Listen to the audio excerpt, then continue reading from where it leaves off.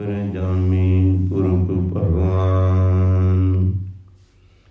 ਦਸਨ ਦਾਸ ਕਹੈ ਜਨ ਨਾਨਕ, ਜੇ ਹਉ ਕਰਮ ਹੈ ਤੇ ਹਉ ਕਰੀ ਬਖਿਆਨ। ਦਸਨ ਦਾਸ ਕਹੈ ਜਨ ਨਾਨਕ, ਜੇ ਹਉ ਕਰਮ ਹੈ ਤੇ ਹਉ ਕਰੀ ਬਖਿਆਨ। ਸਤਿਨਾਮ ਸ੍ਰੀ ਵਾਹਿਗੁਰੂ ਸਾਹਿਬ ਜੀ। ਟੋਡੀ ਮਹਲਾ ਪੰਜਵਾਂ। ਗਰਭ ਗਹਿਲੜੋ ਮੂੜੜੋ ਹੀਓ ਰੇ, ਹੀਓ ਮਹਾਰਾਜ ਰੀ ਮਾਇਓ, ਡੀਹਰ ਨਿਆਈ ਮੋਹਰ ਫਾਂਕਿਓ ਰੇ। ਗਰਭ ਗਹਿਲੜੋ ਮੂੜੜੋ ਹੀਓ ਰੇ, ਹੀਓ ਮਹਾਰਾਜ ਰੀ ਮਾਇਓ, ਜੀ ਹਰ ਨਿਆਈ ਮੋਹਿ ਫਾਂਕਿਓ ਰੇ। ਰਹਾਉ ਛਤਰ ਚਵਰ ਤਖਤ ਦੇ ਮਾਲਕ ਧੰਨ ਸ੍ਰੀ ਗੁਰੂ ਗ੍ਰੰਥ ਸਾਹਿਬ ਮਹਾਰਾਜ, ਸਤਿਗੁਰੂ ਸੱਚੇ ਪਾਤਸ਼ਾਹ ਜੀ ਦੇ ਮੁਬਾਰਕ ਪਵਿੱਤਰ ਦਰਬਾਰ ਦੀ ਹਾਜ਼ਰੀ ਭਰ ਰਹੇ ਗੁਰੂ ਰੂਪ ਗੁਰੂ ਪਿਆਰੇ ਸਤਸੰਗੀ ਜਨ, ਆਪ ਜੀ ਨੇ ਟੋਡੀ ਰਾਗ ਦੇ ਵਿੱਚੋਂ ਪੰਚਮ ਪਾਤਸ਼ਾਹ ਜੀ ਦਾ ਉਚਾਰਨ ਕੀਤਾ ਹੋਇਆ ਸ਼ਬਦ ਦੀਆਂ ਪਹਿਲੀ ਪੰਗਤੀ ਸਰਵਣ ਕੀਤੀ ਹੈ। ਵਿਚਾਰਾਂ ਤੋਂ ਪਹਿਲਾਂ ਆਓ ਆਪਾਂ ਗੁਰੂ ਸਾਹਿਬ ਜੀ ਦੇ ਨਾਲ ਜੁੜੀਏ, ਮੁੱਖ ਪਵਿੱਤਰ ਕਰੀਏ। ਬੁਲਾਓ ਫਤਿਹ। ਵਾਹਿਗੁਰੂ ਜੀ ਕਾ ਖਾਲਸਾ, ਵਾਹਿਗੁਰੂ ਜੀ ਕੀ ਫਤਿਹ। ਮਾਨਯੋਗ ਸਤ ਸੰਗੀ ਜਨੋ, ਆਪ ਜੀ ਨੇ ਸਰਵਣ ਕੀਤਾ ਹੈ ਟੋਡੀ ਮਹੱਲਾ ਪੰਜਵਾਂ। ਟੋਡੀ ਰਾਗ ਹੈ, ਪੰਚਮ ਪਾਤਸ਼ਾਹ ਧੰਨ ਗੁਰੂ ਅਰਜਨ ਦੇਵ ਸਾਹਿਬ ਮਹਾਰਾਜ ਜੀ ਦਾ ਉਚਾਰਨ ਕੀਤਾ ਹੋਇਆ ਸ਼ਬਦ ਹੈ। ਹਜੂਰ ਫਰਮਾਉਂਦੇ ਨੇ, ਗਰਭ ਗਹਿਲੜੋ ਮੂੜੜੋ ਹੀਓ ਰੇ। ਹੀਓ ਕਹਿੰਦੇ ਨੇ ਮਨ ਨੂੰ, ਹਿਰਦੇ ਨੂੰ। ਹੇ ਹੀਓ ਰੇ, ਹੇ ਮੇਰੇ ਮਨ। ਗਰਭ, ਗਰਭ ਤੋਂ ਭਾਵ ਅਹੰਕਾਰ। ਗਹਿਲੜੋ, ਗਹਿਲੜੋ ਤੋਂ ਭਾਵ ਹੰਕਾਰ ਦੇ ਵਿੱਚ ਗਰਸਿਆ ਹੋਇਆ, ਫਸਿਆ ਹੋਇਆ। ਗਹਿ ਨਾਮ ਹੈ ਪਕੜ ਦਾ, ਗਹਿ ਨਾਮ ਹੈ।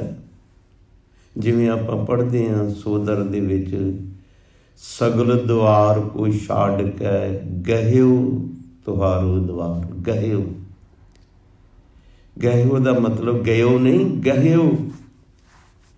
ਕਈ ਇਹ ਵੀ ਸਮਝਦੇ ਹੋਣਗੇ ਵੀ ਸਗਲ ਦੁਆਰ ਕੋ ਛਾੜ ਕੇ ਗਿਓ ਤੁਹਾਰੋ ਦੁਆਰ, ਵੀ ਤੇਰੇ ਦੁਆਰ ਆਇਆ। ਨਾ ਨਾ, ਇਹ ਨਹੀਂ। ਸਗਲ ਦੁਆਰ ਕੋ ਛੱਡ ਕੇ ਗਹਿਓ, ਗਹਿਓ ਦਾ ਭਾਵ ਹੁੰਦਾ ਪਕੜਨਾ, ਪਕੜਨਾ। ਹਜੂਰ ਕਹਿੰਦੇ ਨੇ, ਗਰਭ ਗਹਿਲੜੋ, ਹੰਕਾਰ ਦੀ ਪਕੜ ਵਿੱਚ ਆਏ ਹੋਏ ਮਨ। ਮੂੜੜੋ, ਮੂਰਖ ਮਨ। ਗਰਭ ਗਹਿਲੜੋ, ਕਈ ਸ਼ਬਦਾਂ ਨੂੰ ਆਪਾਂ ਪਿਆਰ ਦੇ ਵਿੱਚ ਵੀ ਚੇਂਜ ਵੀ ਕੀਤੇ ਜਾਂਦੇ ਨੇ। ਜਿਵੇਂ ਸਿੱਖ ਤੇ ਸਿੱਖੜਾ, ਜੋ ਦੀਸੈ ਗੁਰ ਸਿੱਖੜਾ, ਤਿਸ ਨਿਮ ਨਿਮ ਲਾਗੋਂ ਪਾਏ ਜੀਉ। ਸਿੱਖ, ਸਿੱਖੜਾ ਅਸੀਂ ਬੁਰਾ ਸ਼ਬਦ ਸਮਝ ਲਿਆ, ਨਹੀਂ।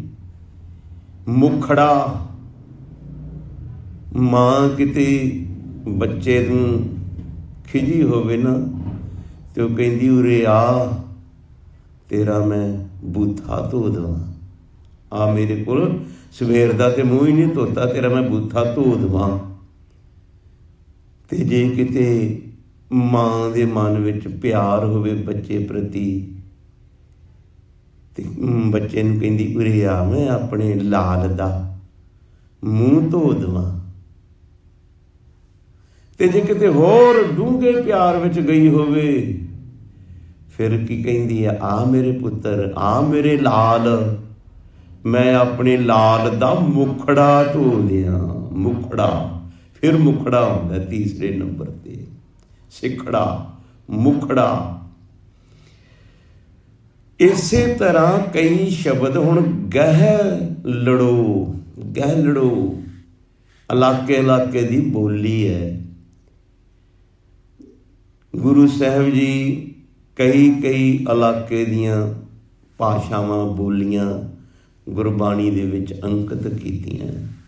ਤੋ ਹਜ਼ੂਰ ਕਹਿੰਦੇ ਨੇ ਗਰਵ ਹੰਕਾਰ ਗਹਿ ਲੜੋ, ਪਕੜ ਦੇ ਵਿੱਚ ਆਏ ਮੂੜੜੋ ਹੀਓ ਰੇ।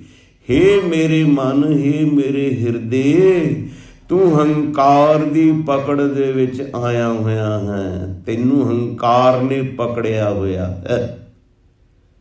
ਹੀਓ ਮਹਾਰਾਜ ਰੀ ਮਾਇਓ, ਹੇ ਮੇਰੇ ਹਿਰਦੇ, ਹੇ ਮੇਰੇ ਮਨ, ਇਹ ਜਿਹੜੀ ਮਾਇਆ ਜਿਸ ਦਾ ਤੂੰ ਹੰਕਾਰ ਕਰ ਰਿਹਾ ਹੈ, ਇਹ ਮਹਾਰਾਜ ਦੀ ਮਾਇਆ ਹੈ। ਮਾਇਆ ਕੀ ਹੈ?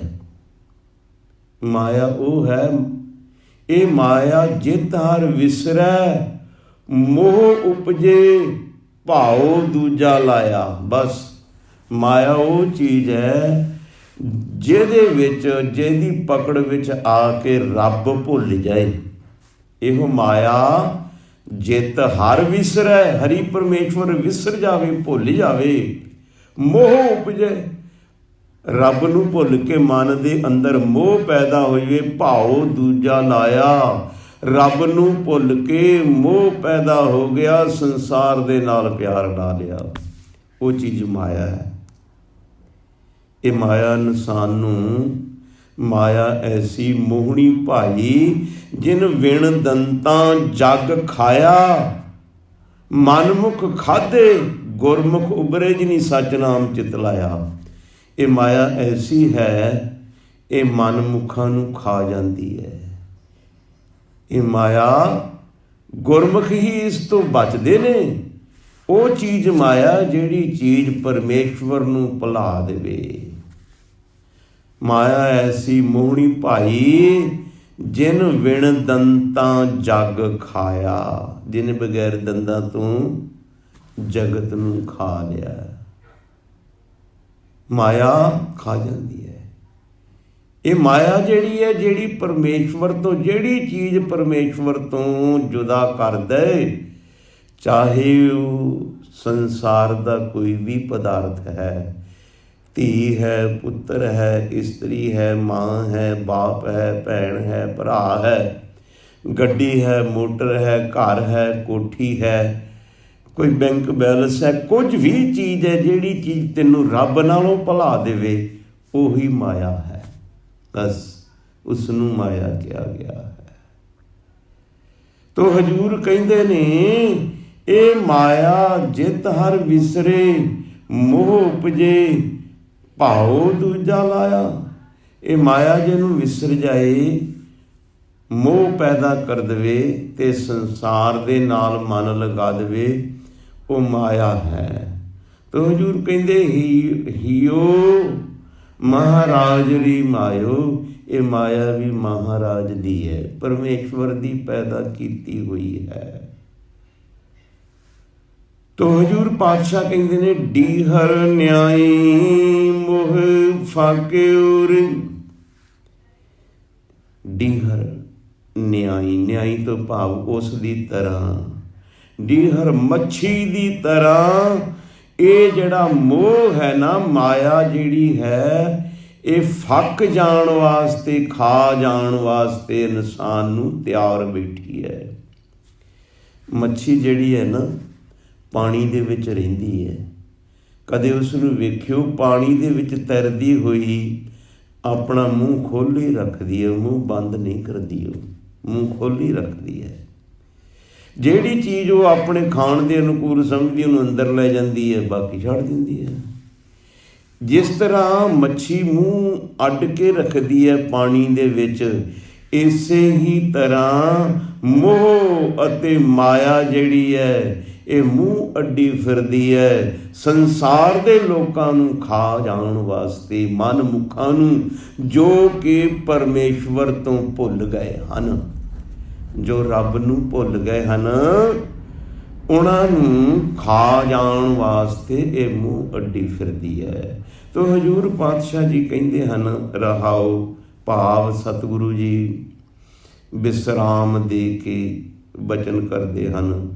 ਇਹ ਜੋ ਰਹਾਓ ਵਾਲੀ ਪੰਕਤੀ ਹੈ, ਇਸ ਦੇ ਅੰਦਰ ਸ਼ਬਦ ਦਾ ਜਿਹੜਾ ਕੇਂਦਰੀ ਭਾਵ ਅਰਥ ਅੰਕਿਤ ਹੁੰਦਾ ਹੈ।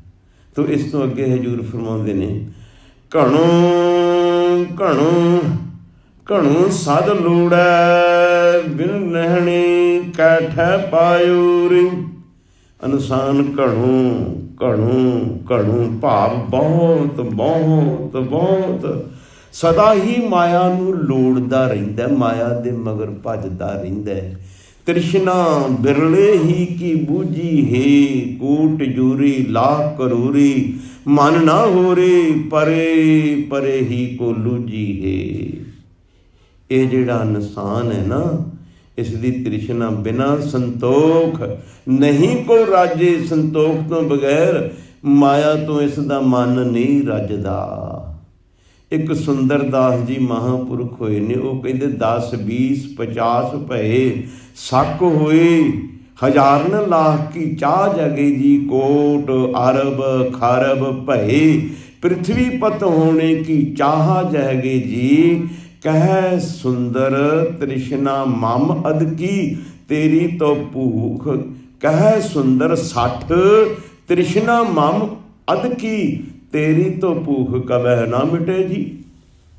ਉਹ ਕੀ ਕਹਿੰਦੇ, ਇਨਸਾਨ ਕਹਿੰਦਾ 10 20 50 ਪਏ। ਪਹਿਲਾਂ ਦਾ ਮਨ ਹੁੰਦਾ ਵੀ ਸਾਨੂੰ ਵੀ 10 ਦਾ ਡਾਲਰ ਕਿਤੇ ਦਿਸ ਜਵੇ ਮਿਲ ਜਾਏ ਤਾਂ ਅਸੀਂ ਵੇਖ ਜੀ ਕਿਉਂ ਜਿਹਾ ਹੁੰਦਾ 10 ਦਾ ਡਾਲਰ 10 ਬਣ ਜਾਂਦੇ ਨੇ। ਫਿਰ ਕਹਿੰਦੇ ਹੁਣ ਕਿਤੇ 20 ਬਣ ਜਾਣ। ਪਰਮੇਸ਼ਵਰ ਕਿਰਪਾ ਕਰਦਾ 20 ਬਣ ਜਾਂਦੇ ਨੇ। 20 ਤੋਂ ਬਾਅਦ ਕਹਿੰਦਾ ਹੁਣ 50 ਬਣ ਜਾਣ, 50 ਬਣ ਜਾਂਦੇ ਨੇ। ਸੱਕ ਹੋਏ, ਫਿਰ ਜਦੋਂ 50 ਬਣ ਜਾਂਦੇ ਫਿਰ ਅੱਗੇ ਹੋਰ ਤ੍ਰਿਸ਼ਨਾ ਵੱਧਦੀ, ਕਹਿੰਦਾ 100 ਹੋ ਜਾਵੇ, 100 ਬਣ ਜਾਂਦਾ। ਹਜ਼ਾਰਨ ਲਾਖ ਕੀ ਚਾਹ ਜੱਗੇ ਜੀ, ਫਿਰ ਇਹਦਾ 100 ਤੋਂ ਅੱਗੇ 1000 ਤੇ ਮਨ 'ਚ ਰਹਿੰਦਾ ਵੀ ਹੁਣ 100 ਬਣਿਆ, 1000 ਬਣਾ ਲਈਏ। ਫਿਰ 1000 ਤੋਂ ਅੱਗੇ ਲੱਖਾਂ ਦੇ ਵਿੱਚ ਆ ਜਾਂਦਾ, ਫਿਰ ਲੱਖ ਬਣ ਜਾਂਦੇ ਨੇ।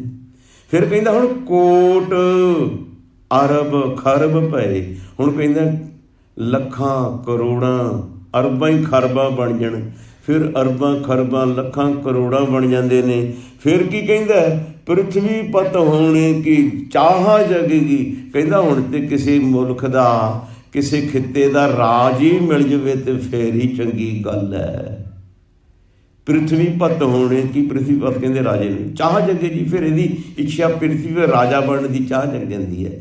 ਕਹਿ ਸੁੰਦਰ 60 ਕਹਿੰਦੇ ਨੇ ਮੂਰਖ ਨੂੰ, ਆਪਣੇ ਆਪ ਨੂੰ ਸੁੰਦਰ ਜੀ ਕਹਿੰਦੇ। ਕਹਿ ਸੁੰਦਰ 60 ਤ੍ਰਿਸ਼ਨਾ ਮਮ ਅਦਕੀ, ਮੂਰਖ ਮਨ ਮੇਰੀ ਵਸੀ ਹੋਈ ਤ੍ਰਿਸ਼ਨਾ, ਤੇਰੀ ਤੋਂ ਭੂਖ ਕਬਹਿ ਨਾ ਮਿਟੈ ਜੀ। ਤੇਰੀ ਤੇ ਭੁੱਖ ਕਦੇ ਮਿਟਣੀ ਨਹੀਂ। ਭੁੱਖ ਨੂੰ, ਤ੍ਰਿਸ਼ਨਾ ਦੀ ਭੁੱਖ ਨੂੰ ਅੱਗ ਦੇ ਨਾਲ ਤੁਲਨਾ ਦਿੱਤੀ ਹੈ। ਜਿਵੇਂ ਅੱਗ ਜਿਹੜੀ ਹੈ ਨਾ, ਉਸ ਦੇ ਉੱਤੇ ਜਿੰਨਾ ਮਰਜ਼ੀ ਤੁਸੀਂ ਲੱਕੜ ਬਾਲਣ ਸੁੱਟ ਦਿਓ, ਅੱਗ ਨਹੀਂ ਕਹੇਗੀ ਕਿ ਮੈਂ ਰੱਜ ਗਈ। ਭਾਵੇਂ ਸਾਰੇ ਸੰਸਾਰ ਦੀ ਲੱਕੜ ਬਾਲਣ ਅੱਗ ਦੇ ਸੁੱਟ ਦਿਓ, ਸਾਰੇ ਖਾ ਜਾਏਗੀ, ਭਸਮ ਕਰ ਲਏਗੀ।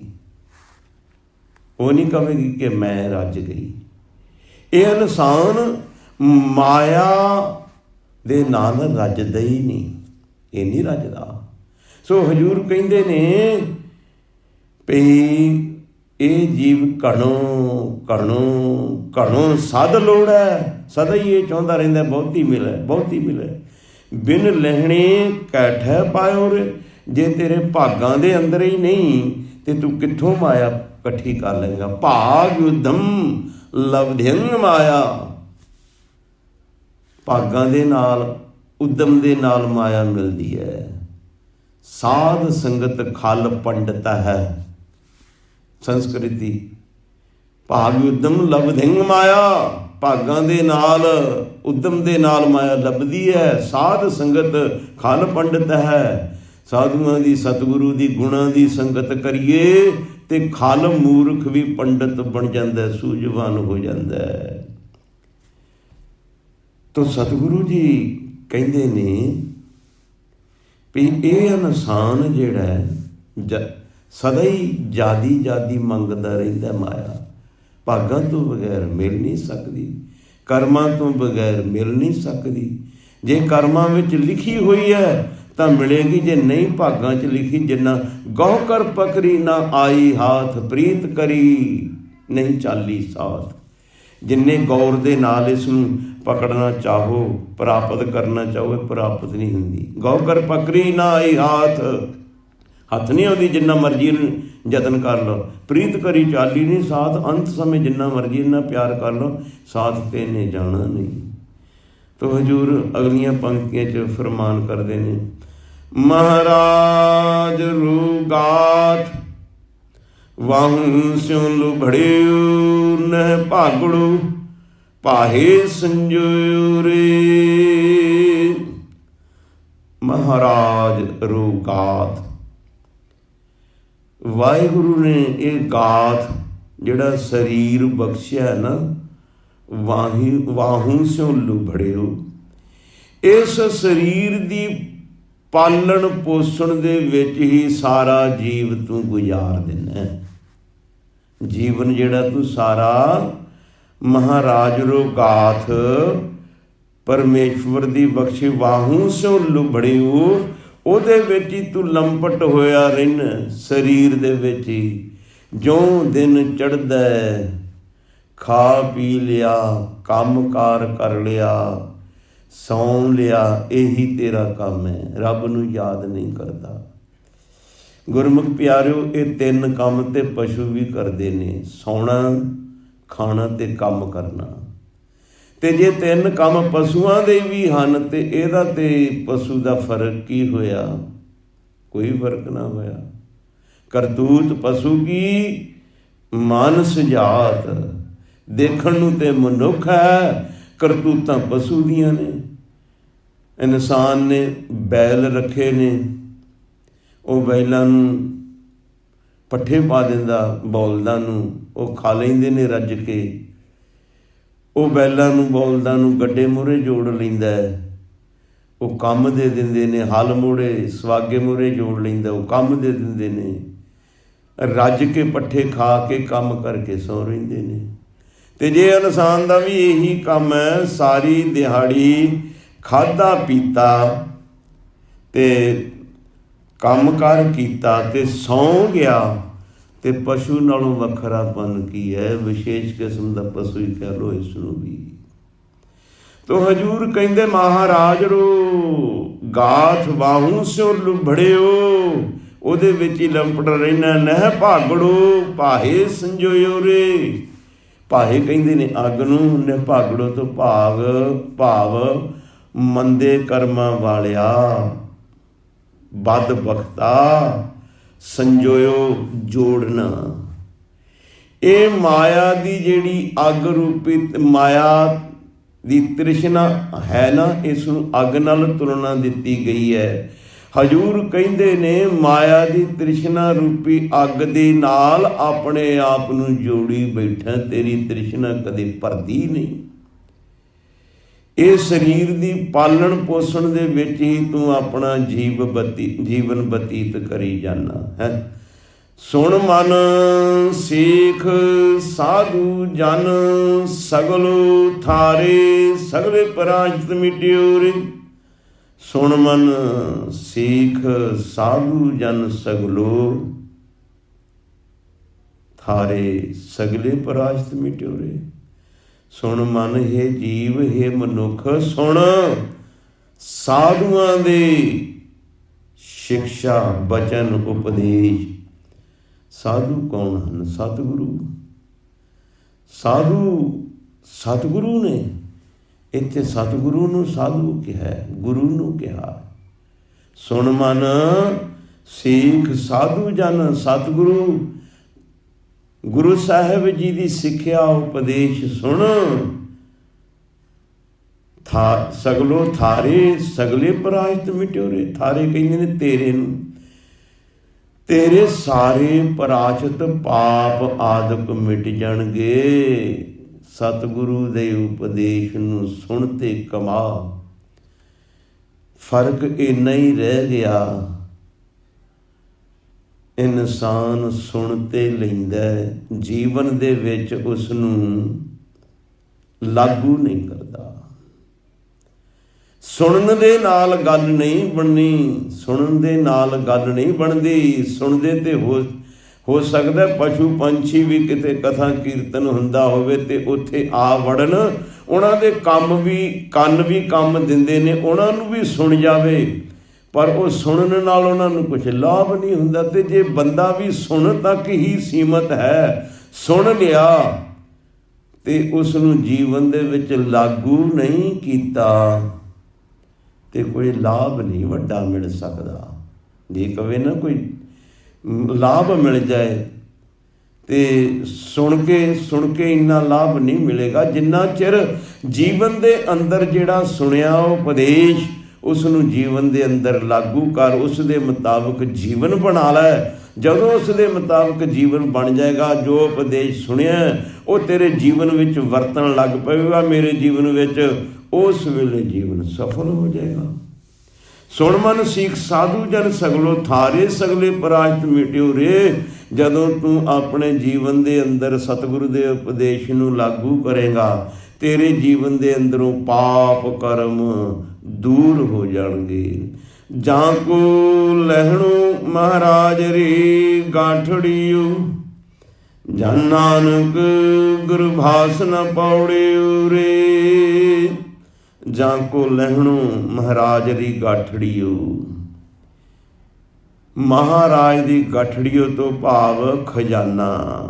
ਗਾਠੜੀਓ ਤੋਂ ਭਾਵ ਖਜ਼ਾਨਾ। ਮਹਾਰਾਜ ਦਾ ਜੋ ਖਜ਼ਾਨਾ ਹੈ, ਜਾਂ ਕੋ ਲਹਿਣੋ ਮਹਾਰਾਜ ਦੀ ਗਾਠੜੀਓ, ਜਿਨ੍ਹਾਂ ਦੇ ਭਾਗਾਂ ਵਿੱਚ ਪਰਮੇਸ਼ਵਰ ਦੇ ਖਜ਼ਾਨੇ ਵਿੱਚੋਂ ਨਾਮ ਰੂਪੀ ਧਨ ਲੈਣਾ ਲਿਖਿਆ ਹੈ ਨਾ, ਜਿਨ੍ਹਾਂ ਨੇ ਪਰਮੇਸ਼ਵਰ ਦੇ ਨਾਮ ਰੂਪੀ ਖਜ਼ਾਨੇ ਵਿੱਚੋਂ ਧਨ ਪ੍ਰਾਪਤ ਕਰ ਲਿਆ। ਹਜ਼ੂਰ ਕਹਿੰਦੇ ਜਨ ਨਾਨਕ, ਇਹ ਨਾਨਕ ਗਰਭਾਸ ਨ ਪੌੜਿਓ ਰੇ। ਉਹ ਮੁੜ ਮਾਂ ਦੇ ਗਰਭ ਵਿੱਚ ਨਹੀਂ ਆਉਂਦਾ, ਭਾਵ ਜਨਮ ਮਰਨ ਦੇ ਵਿੱਚ ਨਹੀਂ ਆਉਂਦਾ। ਸਭ ਤੋਂ ਵੱਡਾ ਦੁੱਖ ਜਨਮ ਤੇ ਮਰਨ ਦਾ ਹੈ। ਦੁਨਿਆਵੀ ਦੁੱਖ ਜਿਹੜੇ ਨੇ, ਇਹਨਾਂ ਦੀ ਕੋਈ ਮੁਨਿਆਦ ਹੈ। ਮੁਨਿਆਦ ਪੁੱਗ ਜਾਵੇ, ਕਈ ਵਾਰੀ ਕਿਸੇ ਨੂੰ ਦੁੱਖ ਹੋਵੇ, ਉਹ ਦੁੱਖ ਦੂਰ ਵੀ ਹੋ ਜਾਂਦਾ ਹੈ ਦਵਾਈ ਦਾਰੂ ਕਰਨ ਦੇ ਨਾਲ। ਸਮਾਂ ਪਾ ਕੇ ਉਹ ਦੁੱਖ ਦੂਰ ਵੀ ਹੋ ਜਾਂਦਾ ਹੈ। ਕਈ ਐਸੇ ਵੀ ਦੁੱਖ ਨੇ ਜਿਹੜੇ ਕਿ ਜੀਵਨ ਨਾਲ ਹੀ ਨਿਭ ਜਾਂਦੇ ਨੇ। ਜੇ ਲੱਗ ਗਏ, ਜਿਵੇਂ ਕਿਸੇ ਨੂੰ ਡਾਇਬੀਟੀ ਹੋ ਗਈ, ਬਲੱਡ ਪ੍ਰੈਸ਼ਰ ਹੋ ਗਿਆ। ਹੁਣ ਡਾਇਬੀਟੀ ਬਲੱਡ ਪ੍ਰੈਸ਼ਰ ਹਟ ਤੇ ਸਕਦੇ ਨੇ, ਕੋਈ ਯਤਨ ਕਰੇ, ਉਹਦਾ ਉਪਚਾਰ ਸਹੀ ਢੰਗ ਤਰੀਕੇ ਨਾਲ ਕਰੇ, ਹਟ ਤੇ ਸਕਦੇ ਨੇ, ਪਰ ਨਹੀਂ ਹਟਦੇ ਤੇ ਕੰਟਰੋਲ ਵਿੱਚ ਤੇ ਰਹਿੰਦੇ ਨੇ ਨਾ ਦਵਾਈ ਦਾਰੂ ਨਾਲ। ਪਰ ਜਦੋਂ ਇਨਸਾਨ ਸਰੀਰ ਨੂੰ ਛੱਡਦਾ, ਇਹ ਦੁੱਖ ਵੀ ਨਾਲੇ ਹੀ ਛੱਡ ਜਾਂਦੇ ਨੇ। ਕੋਈ ਵੀ ਜਿੱਡਾ ਭਾਰਾ ਮਰਜ਼ੀ ਦੁੱਖ ਹੋਵੇ, ਆਤਮਾ ਸਰੀਰ ਚੋਂ ਨਿਕਲੀ, ਸਵਾਸ ਤਿਆਗੇ ਨਾਲ ਦੁੱਖ ਵੀ ਸਾਰੇ ਖਤਮ। ਪਰ ਜਿਹੜਾ ਜਨਮ ਮਰਨ ਦਾ ਦੁੱਖ ਹੈ ਨਾ, ਇਹ ਤਾਂ ਸਰੀਰ ਛੱਡਣ ਤੋਂ ਬਾਅਦ ਵੀ ਨਹੀਂ ਖਹਿੜਾ ਛੱਡਦਾ। ਇਹ ਤੇ ਜਨਮ ਮਰਨ ਦੇ ਵਿੱਚ ਹੀ ਪਿਆ ਰਹਿੰਦਾ। ਸਤਿਗੁਰੂ ਕਹਿੰਦੇ ਇੱਕ ਦੁੱਖ ਰਾਮ ਰਾਏ ਕਾਟੋ ਮੇਰਾ, ਅਗਨ ਦਹੈ ਅਰ ਗਰਭ ਬਸੇਰਾ। हे ਵਾਹਿਗੁਰੂ ਇੱਕ ਮੇਰਾ ਦੁੱਖ ਕੱਟ ਦਿਓ, ਕਿਹੜਾ? ਅਗਨ ਦਹੈ ਅਰ ਗਰਭ ਬਸੇਰਾ, ਅੱਗ ਵਿੱਚ ਸੜਨਾ, ਜਨਮ ਲੈਣਾ, ਮਰਨਾ, ਇਹ ਮੇਰਾ ਦੁੱਖ ਕੱਟ ਦਿਓ। ਤੋ ਜਨਮ ਮਰਨ ਦਾ ਦੁੱਖ ਜਿਹੜਾ ਇਹ ਸਭ ਤੋਂ ਵੱਡਾ ਦੁੱਖ ਹੈ। ਸੋ ਗੁਰਮੁਖ ਪਿਆਰਿਓ, ਉਹਨਾਂ ਦਾ ਜਨਮ ਮਰਨ ਦਾ ਦੁੱਖ ਕੱਟਿਆ ਜਾਂਦਾ ਜੋ ਭਲੀ ਪੂਰਨ ਪਰਮੇਸ਼ਵਰ ਦੇ ਨਾਲ ਆਤਮਾ ਨੂੰ ਜੋੜ ਲੈਂਦੇ ਨੇ, ਮਨ ਨੂੰ ਜੋੜ ਲੈਂਦੇ ਨੇ। ਸੋ ਗੁਰਮੁਖ ਪਿਆਰਿਓ, ਸਮਾਂ ਹੋ ਗਿਆ, ਇਤਨੇ ਕੁ ਲਫ਼ਜ਼ ਕਬੂਲ ਕਰਨੇ, ਹੋਈਆਂ ਭੁੱਲਾਂ ਗਲਤੀਆਂ ਦੀ ਖਿਮਾ। ਬੁਲਾਓ ਫਤਿਹ। ਵਾਹਿਗੁਰੂ ਜੀ ਕਾ ਖਾਲਸਾ।